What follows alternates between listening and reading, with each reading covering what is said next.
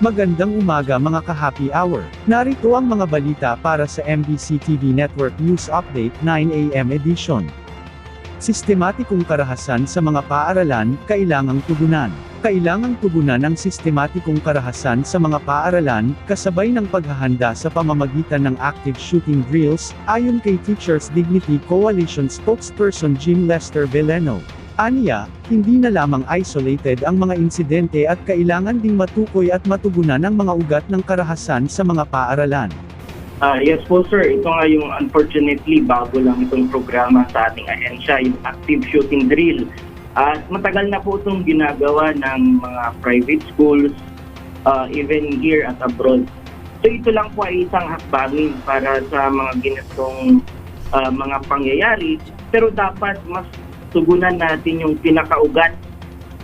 Kasi sa nakikinig nga ako kanina po, ito na ay naging systematic, hindi na lang isolated. Nakita natin yung mga series ng kaharasan. At ito din po ay bunga ng isang kultura na marahas sa ating lipunan. At talagang dapat mangamba po tayo dahil yung mga paaralan na yung dapat yung natitirang ligtas, safe place. Dito na yung mga kabataan natin ay napapasok na din ng mga ganitong gawain. Kaya po talaga sa hanay ng mga guro, nakakabahala, nakakalungkot. Siyempre hindi tayo nawawalan ng pag-asa dahil tayo din yung kinakailangan ng mga kabataan pa rin natin. Sa iba pang balita, mayorya ng mga Pilipino nagtitiwala sa PNP Opta Research.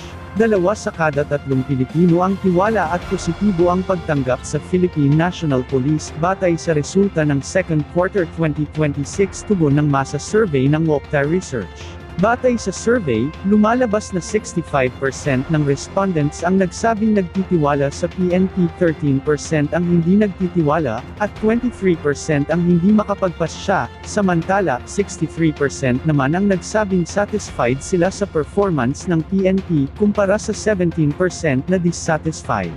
Kumpara noong March, ito ay bahagyang tumaas ang National Trust Rating mula 63 hanggang 65%, habang umakyat ang satisfaction mula 61 hanggang 63%.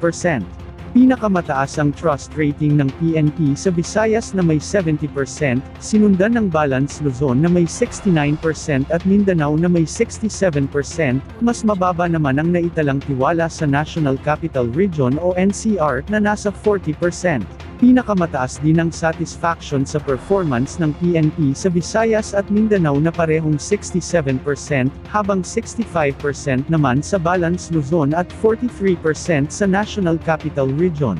Kinumisyon ang survey ng PNP na isinagawa rin mula July 4 hanggang 11 sa pamamagitan ng face-to-face interviews sa 1,200 respondents sa bansa.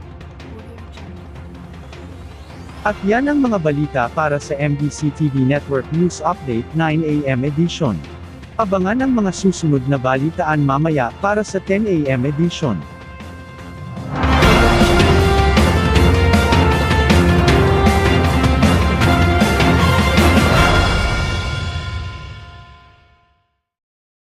Mga ka-happy hour, kung gusto mong manood ang mga balita sa MBC TV Network News Update, mag-subscribe sa aming YouTube channel, i-like ang aming Facebook page, at i-follow sa aming TikTok account.